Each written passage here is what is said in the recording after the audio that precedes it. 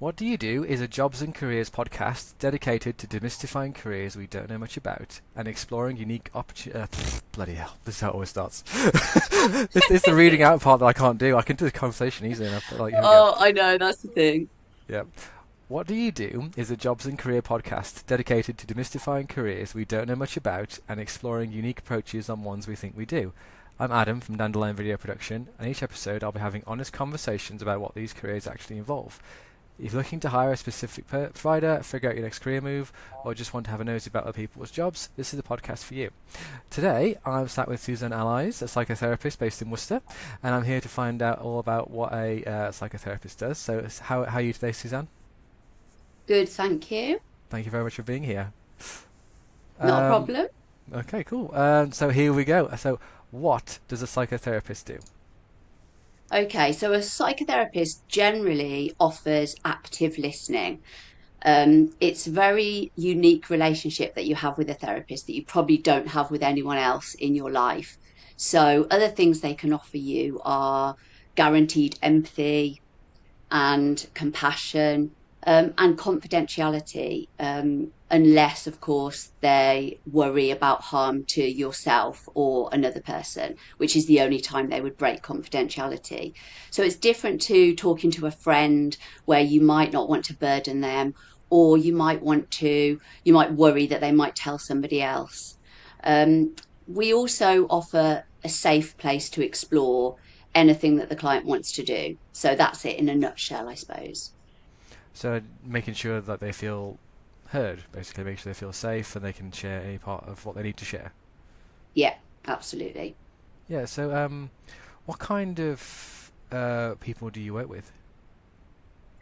Well, I would work with anyone, but I tend to well, when I started my business, my ideal client, I suppose, was going to be a middle-aged woman, maybe struggling with anxiety in their life or maybe perimenopause. But actually, I found that my most common client has been parents that are worried about their young children. I only really work with 17 and 18-year olds, um, but that's what I found was needed. And also lots of male clients as well, middle-aged male clients that maybe have struggled with anxiety for a long time and really want to combat that and make a change in their life. Yeah. I think as well, a lot of people don't really realise they're necessarily anxious, do they? They kind of, it might be a thing they realise late in life. Yeah, and it can be really debilitating anxiety. It can really take over your life and stop you from doing a lot of things. So I think people just get to a point where they're like, oh, I just don't want to feel this anymore. Can be really hard in terms of thoughts and also physical symptoms as well, depending on the type of anxiety it is. And I suppose as well, it's quite hard to ask for help. Yeah, I think there's still a lot of stigma around help seeking when it's mental health, as opposed to physical health. But I think it's getting better. I hope it is anyway. I mean, my wish is that in England we have a bit more of a sort of American view on therapy, and people go and seek therapy just like they would going to the dentist or having their hair done or something. Well, that's an interesting idea. I suppose it is kind of seen as maybe not a niche or like maybe a luxury thing of like, oh, I can't possibly afford that, but it could possibly be the most important thing to them. Yeah, absolutely. There's sort of Greek philosophers that say to know thyself is the meaning of life. And so that's what I think sometimes you can be offered in therapy. You can know yourself so much better. So you can operate better in relationships and just be happier and flourish better in life. So it's all around self development, but knowing yourself is really, really important. And sometimes it takes someone to sort of facilitate that exploration, which is what I do, so they can know themselves more and sort of act more authentic in their lives. Mm-hmm. People get a lot of relief from doing that, less people pleasing. And that's what sort of anxiety thrives on, a person not feeling safe to be themselves. That's interesting, yeah, because I was talking, I found something similar, and I was also talking to a pain coach a couple of episodes ago about a similar thing where it's just you kind of you build these patterns, don't you? And but those patterns aren't necessarily what your true self, or like who you feel comfortable being, but you're putting on a performance or you're masking for other people. Yeah, absolutely. In therapy, there's a technique called acceptance and commitment therapy, where you start on really unpicking what the client's values and beliefs are, and then they really confirm whether those values and beliefs are their own or whether they're ones that they've inherited from their childhood or whatever. So it's a really interesting conversation to have, and sort of light bulb moments where they think, oh, yes, actually, I don't actually believe that. So why am I doing that in my life? And that can be quite transformational, I think. Yeah, I actually found something similar when I was in therapy as well, because I was quite caught up on status, and I guess that's probably a big one where people think about their status and I must get the best job and I must get the most money, when that's more of a societal inheritance, like you say, than it Yeah. is a actual natural thing. Yeah, absolutely. I spend a lot of time actually with clients talking about what success means to them. And often, that can be something that they'll sit there and think, well, I don't know why I'm doing this thing, because that's somebody else's or society's beliefs in what I need to be successful, when mine are completely different. Absolutely. So you were saying before about your the client you chose, your niche initially, even though it grew from that. What made you want to get into being a psych? What get into being? What made you want to become a psychotherapist? Yeah, well, I was in education for many years, 20 years as a primary teacher and then 10 years as a university lecturer. And I was supposed to be teaching trainee teachers how to teach science in the classroom, which I cared about a bit, but I cared about more the mental health of them and and their well-being, because I knew that if they hadn't got good mental health, that they couldn't thrive as a teacher anyway. So I also cared about the mental health of children, worry a lot about increasing suicide and self-harm rates in young people. And so I suppose my passion grew from that. I was lucky that my line manager at the time gave me an opportunity to do a lot more around mental health. I did mental health first aid training as an instructor, because I worried that teachers don't get enough mental health training, um, in their teaching qualification to then go into school, especially because all the mental health services are quite overwhelmed at the moment. A lot of the burden falls to teachers. So that's where it started. And then part time, I qualified as a psychotherapist just because I wanted more of a clinical underpinning to the knowledge that I had. And that's where I trained. I have also got another part of my business, where I have made products for schools and also families for children aged 4 to 11, so that children can learn really practical skills early, so that they can use those to help their mental health long term, because I think that early intervention is really, really important. Yeah, I mean, like we were just saying a second ago, it's like we so many things that we have as problems as an adult stem back from being a child, or things we experience Yeah, as children. And I guess if yeah. we get more on an even keel to start off with and learn to deal with these emotions and these stressful situations early, then it's only beneficial in the long run, isn't it? Yeah, absolutely. And I think children need skills, not just the knowledge. They need to know how to apply those skills. So they need to know what anxiety is, what depression is, even thinking about loss and death and change and how that affects us. But also they need practical strategies for um, how to, how to work out what they need to do in life, and what will suit them the most. I think well-being and mental health support is so personal. So if a child from an early age knows what really suits them and what's helped them in the past, that they won't need to turn to maybe more unhelpful coping strategies as they get older. Absolutely. What kind of techniques would you suggest for children to be able to manage that kind of thing? Well, there's a lot of techniques. I mean, I think anxiety is the most common thing that children struggle with, and it can stop some children from even attending school. Social phobia can be really, really tricky. Um, within my curriculum and my home program, there is so much in terms of how to cope with anxiety. So it might be breathing, it might be mindfulness, it might be something called tapping, which is a way to calm the nervous system. Lots of sort of movement related things, just finding the thing that works for them the most, really. Yeah, I suppose I suppose all kinds of therapy is very tailored to the individual because not everything works for everyone, and maybe there'll be some way it's really hard to narrow down the specific approach. Yeah, absolutely. And I think when it comes to trauma, I almost don't want to say this because, I do offer talking therapies, but when it comes to trauma, trauma is stored in the body. And often the best way to release that trauma or to get some relief from it isn't to talk about it. The verbal way often isn't as good as movement or doing something like that. So within my private practice, I have lots of different tools and techniques that aren't just about talking. So, for example, I've got a punching bag next to my therapy grotto. That's what I call my little private practice room. And a client, if they're feeling extreme anger, might want to, have a little go with a punching bag. Or I've also got art resources and things like that. I've even had clients in my garden do gardening and weeding with me because just that movement can really help.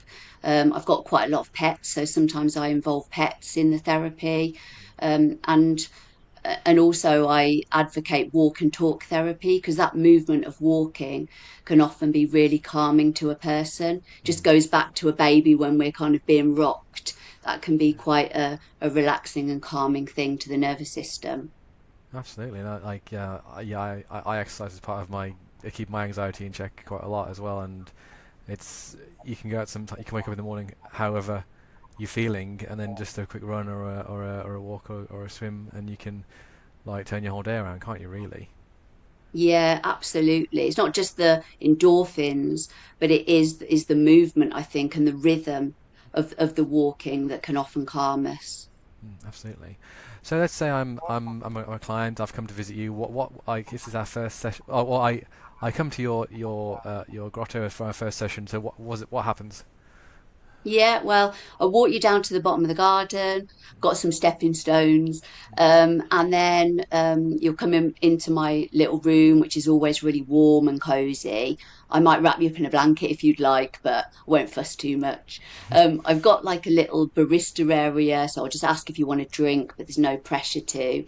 And then if it's the first session, just try and reassure you as much as possible. Find out what your expectations for therapy are, why you're here. If you've had therapy before, talk a little bit about that. And then I will just merely ask, like, what do I need to know? I'm such a curious person, so I try and be client led and allow the person to just tell me what they want to do rather than firing questions at them. I think that a lot of people say that therapy that they've experienced before might have felt like an interview, and I really don't want it to be like that at all. So that's usually the first session. It's kind of why are you here? What do you want out of therapy? What's going on for you at the moment? And it's really just them hopefully talking and sharing. But I've got lots of techniques to try and relax them if they don't want to. And actually, I take it at their own pace too. The second session, if they come back, and they do tend to, thankfully, is usually where I present like a visual idea of what I think's going on. I'm quite a visual person, so I'll just kind of draw that out on a whiteboard and ask them to clarify: Have I got it right? Is there anything else that you want to add to that? And then in terms of treatment, that's where we go from there. We look at it, which can be quite confronting for some people because some people have been through some really difficult experiences, and seeing it there black and white can be quite hard. But what it does is it gives us a chance to look at it all and then work out where we might start or what kind of the treatment might look like. I love working mainly with anxiety and addiction, and I get quite carried away because I've got so many ideas buzzing around in terms of what I can do with a client. So this visual kind of just gives us a bit more structure to what we're doing and gives them a chance to say, well, actually, no, you might not have got this right, or I think I've got something else that I need to tell you around what I'm going through. And then I take it from there, really. Yeah, I can imagine there's quite a lot of reassurance in seeing someone else map out it for you. Because what I find is if I have a problem and I can't see all the aspects, I always just kind of buzzing around in my head. Is if I lay it all out in Yeah. whatever form it takes, and it's not always the same form, which is why it takes sometimes a bit harder to do. It's like, oh, there it is, and then suddenly it becomes a manageable problem. And I'm not saying that in second session this becomes manageable, but at least it becomes Mm. like you're laying the road ahead of yourself, I suppose. Yeah, absolutely. I mean, that sounds like it would be a helpful thing for you, but I do always check in with the client. Would this be helpful for you? Because some people probably wouldn't want to see it all in front of them. But I'm like you, so that's why I kind of offer them that chance. And so, how often would we meet, and how long would we be meeting for? Hmm. Well, it varies really. I would say typically clients come for an hour every other week.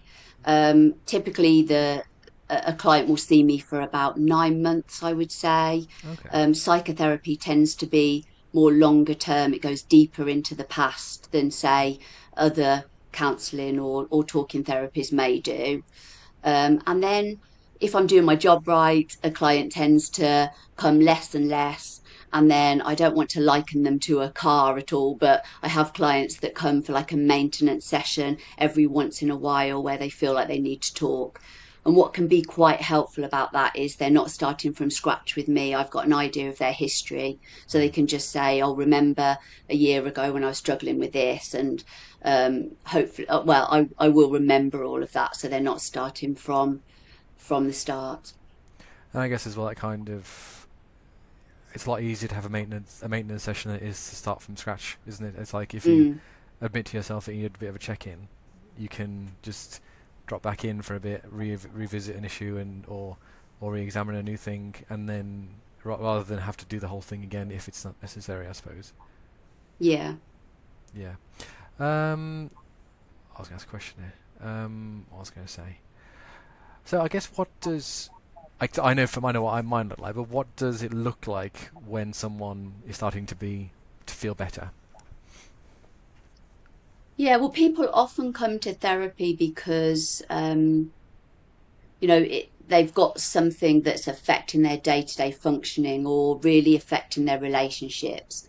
So obviously, when they start to feel better, they'll notice change. They'll probably feel more confident in themselves. Like we said before, they'll be acting more real to themselves, more authentic. In therapy, we call that congruence. Um, so when they're being more congruent, they'll probably be experiencing, elevated mood and less anxiety. So that's really what you're looking for them to report, that they're feeling more confident and they're people pleasing less. So they're actually, like I said earlier, knowing themselves better and being able to make decisions easier is often a common one that Mm. they report. I actually am finding it easier to know what I want and being able to unapologetically tell people in my life what I want and why. Yeah, I imagine. I suppose a lot of people didn't have boundaries, or they didn't enforce their own boundaries, which led to them acting further away from themselves. Being is it incongruent? Is that the opposite, or is it just congruent? Is the Yeah, it could uh, be, but yeah, you've addressed boundaries there, which is a really important thing as well. You know, if I had a pound for every time I've said boundaries in the therapy room, I'd have a lot of money, I think. But yeah. yeah, I think it's really important that we say no. I think a lot of clients find that difficult in their life. Mm. That's the ultimate people pleasing where they're thinking about other people and feeling that they can't really exert themselves in the way that they need to keep their anxiety at bay and things like that. Yeah, I guess it also comes back to like not even thinking about what people would do to enforce their boundaries, but thinking about what people would think about them. Yeah, Yeah, absolutely. yeah. I had a really weird one where like I used to focus on what I was like when I was out and about, and like particularly when I was running and during the winter, what it'd be completely silly, but I can see why I felt like that. And it'd be like, oh, I'd take off a glove, and I was about to take off another one, and I'd think, oh, someone might drive past and think how silly I am for wearing only one glove, and it's like, Yeah. that's a very Yeah. minor example of things I was dealing with, but it's just like, who cares? It's like, but Yeah, that was really important to absolutely. me at the time. Yeah. And that is part of a lot of the work that I do with clients, like that they might be staying in their comfort zone and actually, caring so much about what other people think.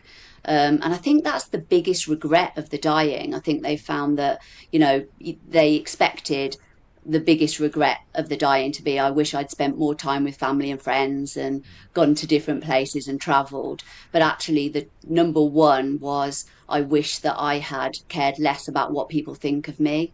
Okay. And so that is something that we talk a lot about in therapy, and how, people can go out of their stretch zone because that's the place where real resilience is in their life. And doing things like you did, not caring about what people think about their gloves or something, can be really useful, Yeah. but hard. It really is. I've done a few challenges like that where I um I decided one day that I was going to wear mismatched boots and I was going to go into Waitrose and just not care about what people thought of me. But I honestly felt so nauseous before, and I was really tapping into, why do I care so much about what people think? Walked into Tesco's with one blue boot on, one orange boot, and guess what? No one cared, no one looked, and I Yeah. survived, and it was absolutely fine. Yeah. And it's doing things like that can be really useful for clients. Yeah. I would love to tell you that, with anxiety, if we avoided it, if we hid away, if we stayed in our comfort zone, we would be able to deal with it. But actually, it's the opposite of that. It's facing those fears in a really slow way, is the answer, really. Yeah. And I suppose as well, all these things stem from childhood, where some experience or several experiences led you to believe that you had to act a certain way, otherwise you weren't going to be accepted in some way. Yeah. Yeah. What was I going to say? So I guess what's the misunderstanding or a misconception about being a psychotherapist? I think the biggest one is that a therapist will be able to fix you and also will tell you what to do with your life, will make decisions for you. I personally think I understand why someone would want that. It would be easier, but to me that's quite patronizing because the client knows themselves so much better than I ever will, really. All I do is facilitate exploration, really, which can lead them to then make certain decisions. So I think that's the hardest one, because I think often a lot of clients come saying, tell me what to do in this situation. And I'll say, well, I can make suggestions, but I would never tell you what to do. That's completely up to you. Absolutely, because I think I felt the same as well when I did therapy. I was just like, it just felt too much for me to handle. I suppose sharing the burden is part of it, but you can't. No one's going to solve anything for you. You need to just develop the tools to solve it yourself with help, I suppose. Yeah. Yeah. What was I going to say a second ago? Aha, neuroplasticity. Because it all comes back to Yeah. neuroplasticity, isn't it? Because you train yourself in these rigid ways of thinking, and it takes time, I suppose, to retrain yourself to accept yourself in that situation. Yeah, a lot of it is to do with acceptance, I would say. Um, but if we look at, say, anxiety as an example, we've got in our brain a negativity bias. So we will always, I mean, it's there to keep us safe, but we will always exaggerate the negative and look at the risk, which means that we can stay in that pattern of thinking negatively, especially about ourselves. And so the work that I do in therapy is, first of all, normalizing that and saying that's normal, especially if a client's really struggling with intrusive thoughts. Mm. And then it's changing those patterns, isn't it? Because we know that we can do that to the brain. And, create new neurons firing or whatever it is. But that takes practice and it takes time. And unfortunately, that's another thing that clients might come to therapy expecting immediate change. And, I would love to be able to give them a silver bullet to what they're going through. But often, you know, the silver bullet is only really giving them short-term relief from whatever the pain is that they're going through, and that the real work is going to give them longevity, but it will take time and practice. That can be quite hard, that process of teaching your brain new tricks or learning new habits. It's just like when you're going for a walk in the woods or something, it's easy, isn't it, to choose the well-worn path, the one that's safe, the one that's comfortable.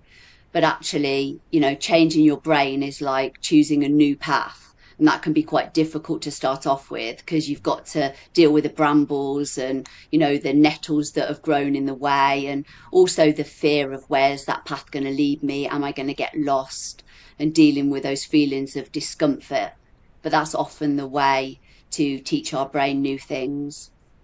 Yeah, that's what I was going to say, actually. Yes, no, you're right, absolutely, because it's like the well-worn path is safe, and it's, Yeah, like you were saying, it's easy to feel like if you cushion yourself and make yourself feel safe with your anxiety or whatever, it's not gonna happen again. But I think we've already both spoken about how we both have rejection syndrome dysphoria, and yeah, we can train ourselves however far we can go. But someone might go, like, put a slight face, and it's like, oh, what have I done to offend you? And it's like nothing. It's just there's that extra layer of neurodivergence on top of anxiety can make you see something that isn't necessarily there, but that's what you're used. It's like, where am I going with this point? It's what you're used to. It's what you yeah. expect, and it's what your brain goes, hang on a minute, this is what that means. It's like, but you have to catch yourself, don't you? And it takes a long time to train yourself to do that.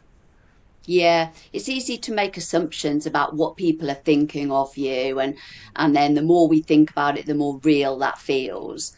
But actually, they're often assumptions, aren't they, that we're making? And it can be quite useful sometimes in therapy. A client might say, I mean, a lot of clients over the new year would say to me things like, this person doesn't like me because they didn't wish me Happy New Year. And it's just a chance to look at that statement and say, okay, well, is that important to you? And they might say, yes, it's really important that someone wishes me Happy New Year. And that means they don't like me anymore. And we say, well, could there be another reason why they haven't? Their phone could be broken. They might be really busy. Does it actually mean that they don't like you just because they haven't done that one thing? And that can be quite useful sometimes. I'm compassionate enough to say, okay, might be that they don't like you anymore, but let's look at other perspectives and other options and other reasons. And sometimes that can calm them when they actually start to realize, maybe I have got it wrong. Maybe there is something else going on there rather than me being, unlovable. Yeah, and I think if you've not gone through something similar, if you don't have anxiety, it sounds like such a small thing to worry about, or maybe it sounds even quite childish. But I think the thing that I'd like to just add to what you've said there, and I'm sure you agree, is that it's the lens that you see everything through. Yeah, It's not just that. definitely. That's just one point of everywhere how you see absolutely everything in your life, maybe, and then imagine extrapolating that to every scenario. It's exhausting, Yeah, absolutely. but it's a good place to start as well with Yeah, the little things. I think we've given quite a few examples about different types of things that people could have yeah. and could talk to you about. But what if a person? What at what stage should a person seek therapy? I think, like I said before, I think they should, if something is affecting their day-to-day functioning or the relationships in their life, and they're experiencing something that they don't know um, what to do about. Also, if they've exhausted all the coping strategies that usually would have worked, or they're relying on coping strategies to numb their pain that actually aren't working long term, that's when they might come and say, "Oh, listen, can I talk? And can I work out what I might be able to do?" Just to give myself some relief from the pain that I'm feeling, or the suffering. Absolutely. And I suppose there are a few different um, job titles around yours, which are quite similar. So, counselor, Yeah. psychologist. What's the specific? How do you fit specifically in that? Well, a psychotherapist's work is it's a difficult one, isn't it? It's like saying what's the difference between mentoring and coaching. Yeah. But a psychotherapist's work tends to be more long term, and it tends to involve something called the psychodynamic approach, which is a lot to do with looking at past experiences. It can also involve delving into the unconscious within those past experiences. So it might be looking at attachment and childhood experiences, because it's based along the belief that really our past experiences shape the way we behave in the present. So it can be quite good sometimes to look back and make the unconscious conscious if possible. So work out why you're behaving like that, where that's come from, can be quite useful often to work out the why of what's going on. Why am I feeling like this? Well, it might be because of this. And then it's often involves a lot of validation around, well, that was your experiences, so it's no wonder that's how you were behaving. A lot of clients really struggle with feelings of guilt, which can be quite difficult, or shame. So it can be quite good to shine a light on those and work out um, and validate them and give them some compassion for why they've been feeling like that, or why they've been behaving like that.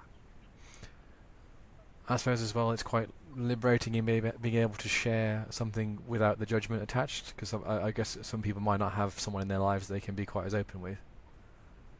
Yeah, absolutely. And that's another reason why people tend to come to therapy, because they might not have that person in their life that they can go to that gives them that validation, which can be really, really useful.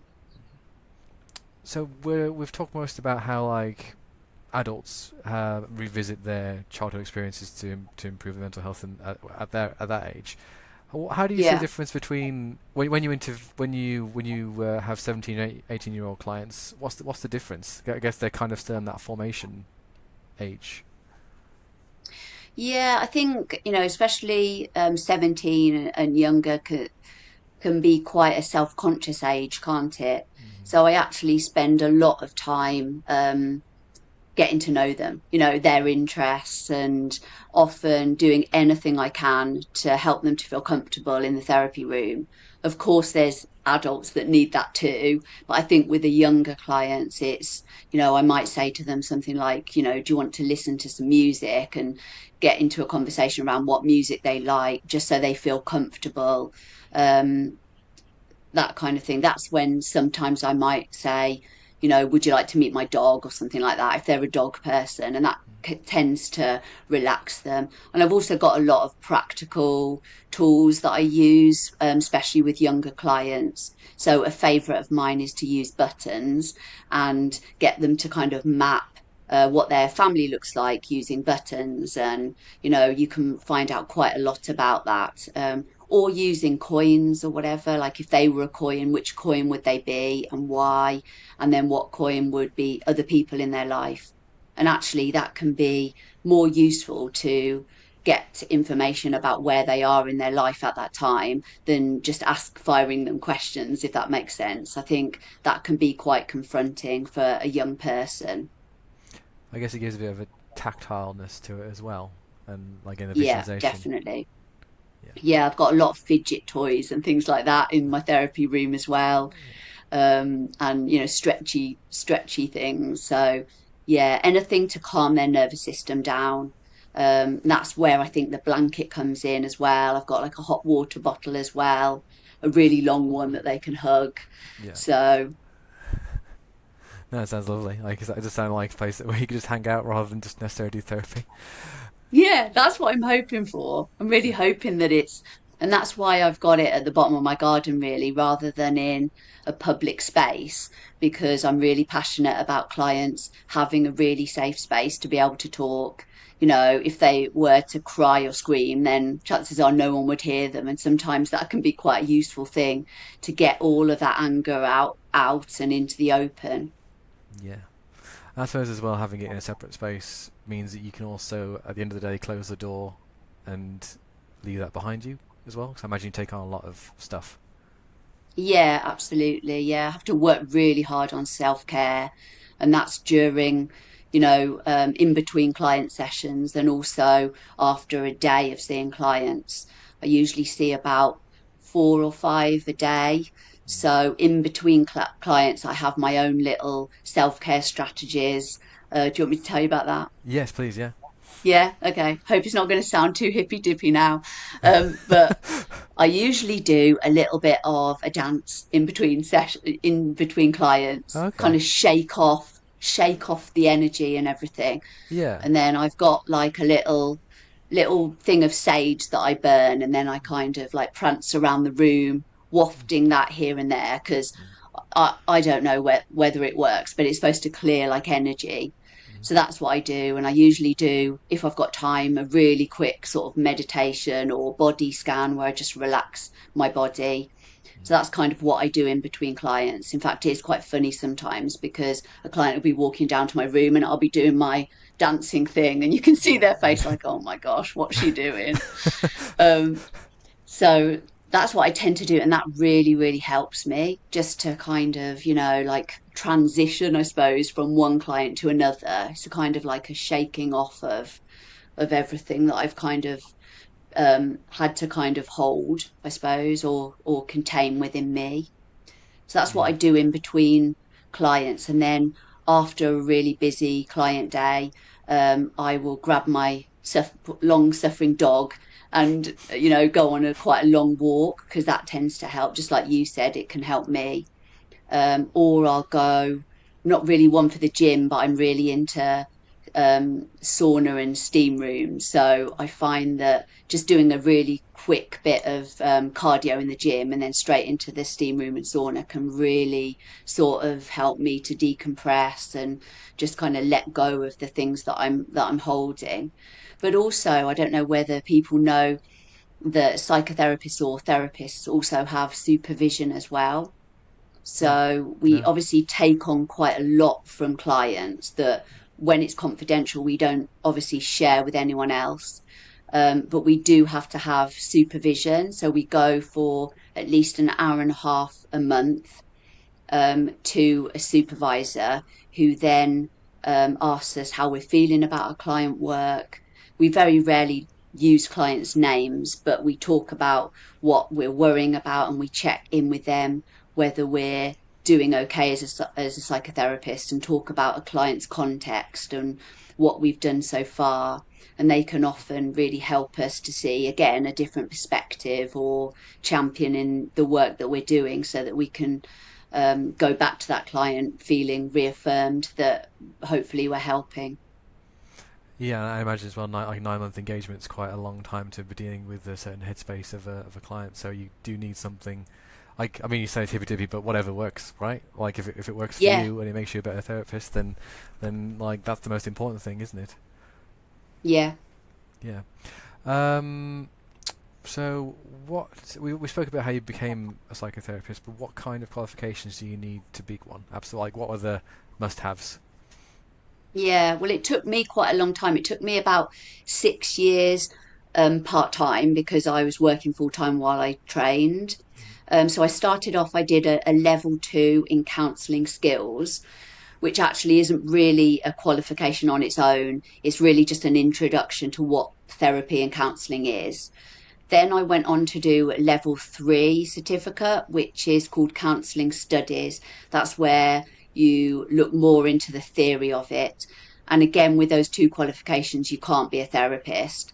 So then I carried on and worked towards a diploma, which was a level four and five, where you actually learn everything you need to know. And then you can continue to train on top of that. So I'm always doing CPD, we call it continued professional development, Hmm. which I love. So, for example, next month I'm doing a qualification so that I'm qualified in emotional freedom technique, which is something that I really believe in, which is like when you tap on your body to kind of calm your nervous system. And I've Okay. also, in a few months, I'll be a qualified supervisor myself. So I'll be able to then do what I've just said around supervision for other therapists. Yeah, absolutely. I guess it's kind of a good milestone to have as well, that you can now support people like you as well. Yeah, yeah, Yeah, yeah, hopefully. Yeah, yeah. hopefully. Good, good. And what would you say to someone that's thinking about becoming a psychotherapist? Um, well, I would say really focus on your self-care. Um, really value what you do. Have boundaries. I would say that.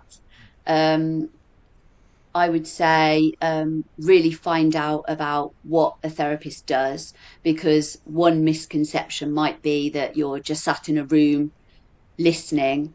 And of course, there's a lot of listening to it, but it's kind of like, like a swan. You have to kind of look all peaceful and calm above the water and glide around, and but underneath the water, sometimes your feet are frantically, swimming like that, because you're having to think about so many things at once, and how to respond, and also to shelve your own stuff. I mean, I came into therapy like I would say most therapists usually do. We call it like the wounded healer, where you've been through some things yourself in your life and experienced trauma, and you've either found something that's helped you, or in my case, I didn't find anything really that helped me, or a therapist that I felt gave me what I really needed. So it's the case of kind of using your own trauma and your experiences to hopefully help others, is something that feels quite rewarding. Mm. Um, but then at the same time, if you've got a client in front of you that's been through something similar, the empathy is really strong, but also you have to work out what's your stuff and what's theirs, because the empathy is so strong sometimes that you then make the assumption that they're feeling how you have about something. And you really have to, tap into, is that my frame of reference here and my stuff?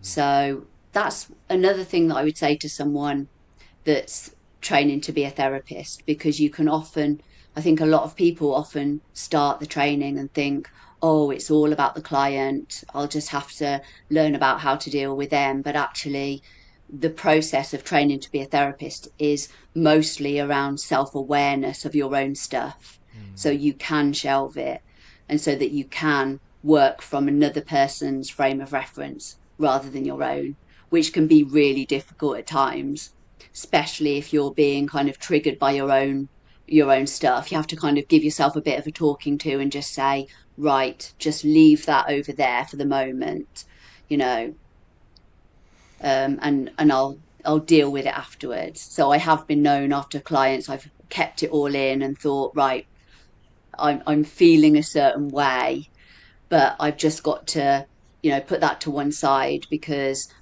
I, it's all about the client in this moment. Mm. But then after a session, that's when I might have a little bit of a cry, Mm. because it's affected me in a certain way. And then I've just got to let go of it, really. Yeah, I mean, like you're saying, I never actually thought of it like that, where it's like you could have to deal with your own issues at the same time, but you've still got to remain that professional attachment. Otherwise, you're just gonna make things worse. So no, I've never actually thought of it like that. But I guess yeah, it makes sense. And I guess sometimes it must be really quite tough, especially if it's exactly the same experience that you live through.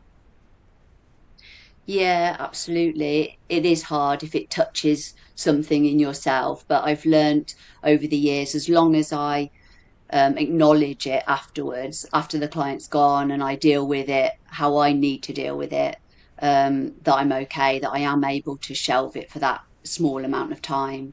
It's really interesting in therapy as well, this idea of disclosure, how much, because obviously as a therapist, it is all about the client, Mm. especially my approach is very client led. But then sometimes disclosing something about an experience that you've been through can really connect with them and can really bond you in that shared experience. Yeah. So it's being able to balance how much you disclose stuff. I mean, some clients will say to me, have you been through that? Have you done that? And I'll always start off with, well, I will briefly tell you, but I'm just interested to know why you want to know, why that's important to you. And that can be a really useful sort of discussion to have. And then generally you have that kind of discussion and then they forget that they want to know the answer anyway. Right. So it takes the pressure off me because one thing that I would hate to be would be a therapist that talks about themselves all the time, because I can't think of anything worse than being a client faced with a therapist that's talking about their own things. I think that's really quite inappropriate. But it can be hard at times because, of course, you go through things yourself, and there could be times in my life where, I'm struggling with something and it's hard just to kind of keep that at bay. But then at the same time, it can also be a relief to focus on somebody else and put your own worries to the side. Would you say that's the hardest part of being a therapist?